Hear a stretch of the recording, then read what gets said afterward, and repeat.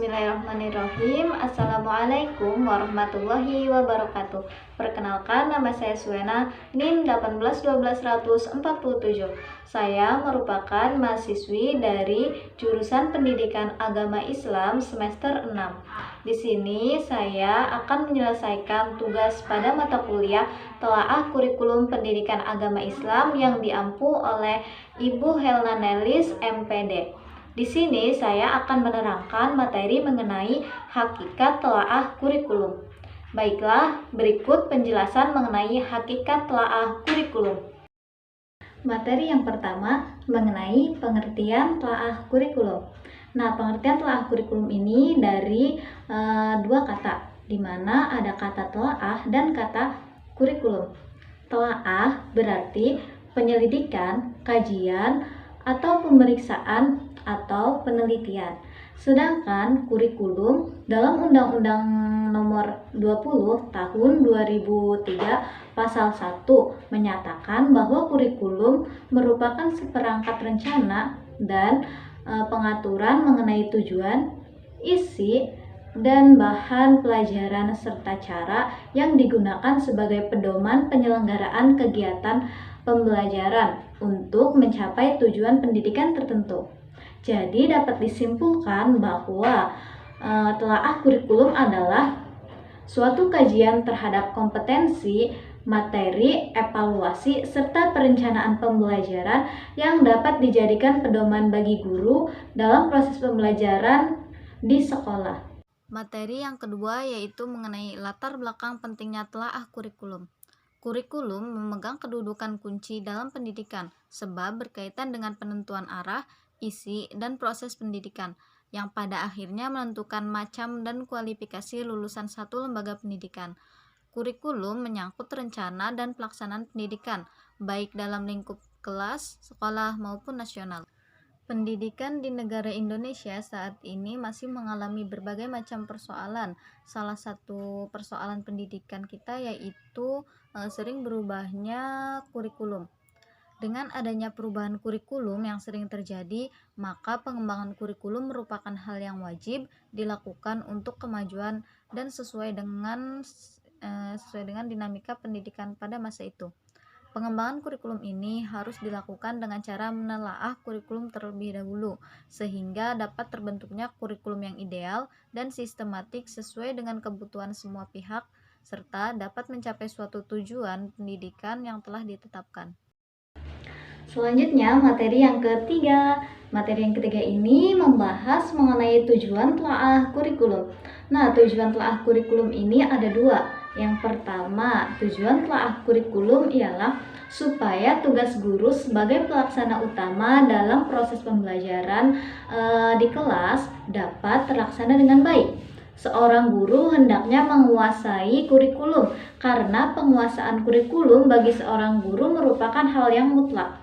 Nah, tujuan yang kedua yaitu di mana seorang guru hendaklah mengkaji atau menelaah kurikulum mata pelajaran apa yang menjadi tanggung jawabnya. Dengan menelaah kurikulum, seorang guru akan memperoleh gambaran yang berkaitan dengan mata pelajaran yang akan diajarkan, sehingga diharapkan akan mampu mengembangkan kurikulum, menyusun rencana pembelajaran, melaksanakan pembelajaran, dan mampu mengevaluasi. Pada akhirnya tujuan atau kompetensi yang telah ditetapkan akan dapat tercapai sesuai dengan harapan kita semua. Materi yang keempat ialah mengenai manfaat telaah kurikulum. Manfaat telaah kurikulum ini dikelompokkan ke dalam 3 kelompok. Yang pertama yaitu manfaat telaah kurikulum bagi seorang guru. Nah, manfaat telaah kurikulum bagi seorang guru ini diantaranya: 1. Kurikulum sebagai pedoman bagi guru dalam merancang, melaksanakan, dan menilai kegiatan pembelajaran. Yang kedua, membantu guru untuk memperbaiki situasi belajar. Yang ketiga, membantu guru menunjang situasi belajar ke arah yang lebih baik. Yang keempat, membantu guru dalam mengadakan evaluasi kemajuan kegiatan belajar mengajar. Yang kelima, memberikan pengertian dan pemahaman yang baik bagi guru untuk menjalankan tugas sebagai pengajar yang baik di kelas. Yang keenam, yaitu mendorong guru untuk lebih kreatif dalam penyelenggaraan program pendidikan. Nah, manfaat yang kedua yaitu manfaat telaah kurikulum bagi sekolah.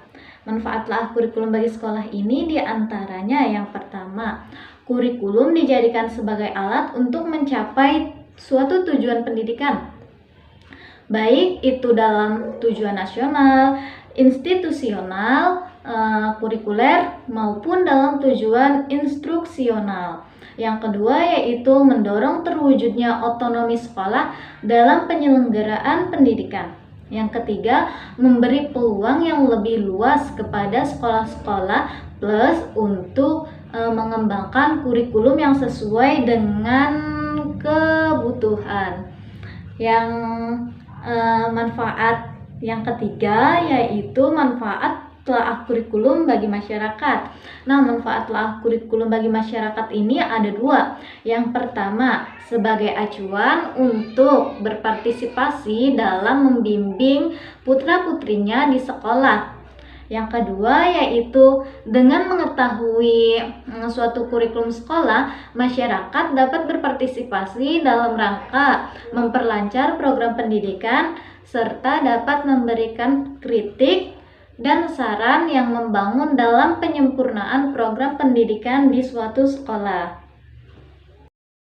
Baiklah, materi yang selanjutnya yaitu materi yang kelima, di mana materi yang kelima ini mengenai hakikat pemetaan kompetensi, di mana pemetaan kompetensi adalah platform untuk membandingkan tingkat keterampilan yang ada sekarang dan yang diinginkan serta kompetensi individu yang diperlukan untuk melakukan tugas secara efektif dan efisien. Peta kompetensi ini sering juga disebut sebagai profil kompetensi atau profil keterampilan.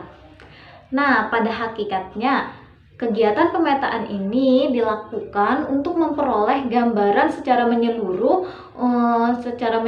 dan utuh dari semua standar kompetensi dan kompetensi dasar dari beberapa mata pelajaran yang telah dipadukan. Selanjutnya materi yang keenam, di mana materi yang keenam ini mengenai tujuan dan manfaat pemetaan kompetensi. Nah, tujuan dari pemetaan kompetensi ini diantaranya yang pertama, menentukan tingkat berpikir kompetensi. Yang kedua, menetapkan ranah proses berpikir yang terdapat dalam standar kompetensi.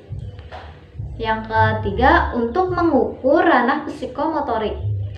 Nah, selanjutnya manfaat dari pemetaan kompetensi ini diantaranya yang pertama, sebagai alur pembelajaran dan untuk mencapai target pembelajaran.